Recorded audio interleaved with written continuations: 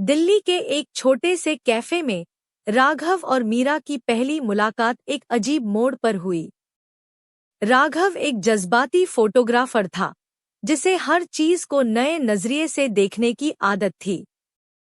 मीरा एक उभरती हुई लेखिका थी, जो अपनी कहानियों में सच्चाई और जज्बात भरना चाहती थी। उस दिन मीरा कैफे के कोने में बैठकर अपनी नई कहानी लिखने में मग्न थी। तभी उसकी नजर एक लड़के पर पड़ी, जो अपने कैमरे से कैफे के अनछुए रंगों को कैद कर रहा था। उसके घने काले बाल, गहरी आंखों में एक अनकही कहानी छुपी थी। मीरा की जिज्ञासा बढ़ गई। वह कॉफी का कप उठाकर उसके पास चली गई। आप फोटोग्राफर हैं? मीरा ने मुस्कुराते हुए पूछा। हाँ, और आप? राघव ने कैमरा नीचे रखते हुए जवाब दिया। मैं एक लेखिका हूँ, कहानियां लिखती हूँ, मीरा ने कहा। तो आप कहानियां लिखती हैं और मैं उन्हें तस्वीरों में समेटता हूँ। दिलचस्प है, राघव ने हल्की हंसी के साथ कहा। उस दिन दोनों के बीच छोटी छोटी बातें हुईं। मीरा को लगा जैसे उसे राघव की आंखों में वही कहानियां दिख रही थी, जो वह कागज पर उतारना चाहती थी। कुछ ही दिनों में राघव और मीरा की दोस्ती गहरी होती गई। मीरा की कहानियों में अब राघव का जिक्र होने लगा और राघव की तस्वीरों में मीरा का अक्स। वे साथ में घंटों बातें करते, नई जगहों पर घूमते और जिंदगी के हर छोटे बड़े लम्हे को जीते। एक दिन राघव ने मीरा को दिल्ली की एक पुरानी हवेली पर ले जाकर कहा, इस जगह की कहानी क्या होगी? मीरा ने चारों ओर देखा, उसकी आंखें चमक उठीं। यहाँ कभी कोई दो लोग मिले होंगे, उन्होंने प्यार किया होगा, लेकिन तकदीर ने उन्हें अलग कर दिया होगा, मीरा ने कहा। राघव ने मुस्कुराकर मीरा का हाथ थाम लिया। और अगर हम ऐसे ना हों?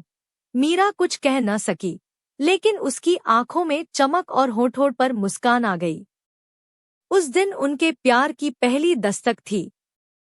जिंदगी की राहें हमेशा सीधी नहीं होती।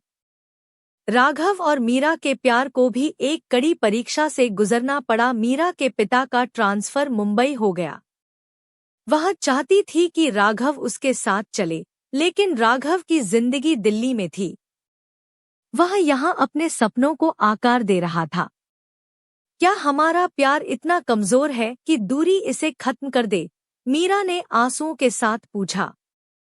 नहीं, लेकिन मुझे मेरा सपना पूरा करना है। और तुम्हें तुम्हारी कहानियों की दुनिया चाहिए, राघव ने दर्द भरी आवाज में कहा। दोनों ने एक दूसरे से वादा किया कि वे अपने सपनों को पूरा करने के बाद फिर मिलेंगे। लेकिन तकदीर को कुछ और ही मंजूर था। मीरा मुंबई चली गई। वह व्यस्त हो गई, लेकिन उसके दिल का एक हिस्सा दिल्ली में ही रह गया। राघव की तस्वीरें अब सिर्फ शहर और लोगों तक सीमित थीं। उनमें मीरा की मुस्कान नहीं थी। समय बीतता गया। मीरा ने कई बार राघव से मिलने की कोशिश की, लेकिन हालात हमेशा उनके खिलाफ रहे। धीरे धीरे दोनों की बातें कम होती गई। एक दिन मीरा को खबर मिली कि राघव को एक अंतर्राष्ट्रीय फोटोग्राफी प्रतियोगिता में चुना गया है। वह बहुत खुश थी, लेकिन उसके मन में एक डर भी था, क्या राघव अब भी उसे याद करता होगा? 5 साल बाद मीरा को दिल्ली जाना पड़ा। उसने राघव से मिलने की बहुत कोशिश की, लेकिन वह कहीं नजर नहीं आया। फिर एक दिन उसी कैफे में बैठकर मीरा अपनी पुरानी यादों में खोई थी कि तभी किसी ने उसके सामने एक कॉफी का कप रखा। उसने ऊपर देखा, राघव था। वह अब पहले से ज्यादा परिपक्व और गंभीर लग रहा था। उसकी आंखों में वही गहराई थी, लेकिन अब उनमें एक अधूरी कहानी की कसक भी थी।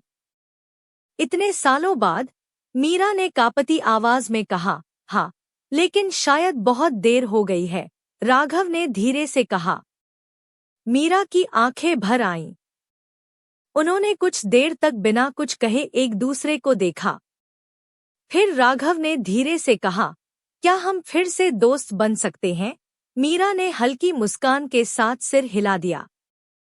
उनके बीच जो प्यार था वह कभी खत्म नहीं हुआ था, लेकिन अब वह किसी रिश्ते का नाम नहीं ले सकता था।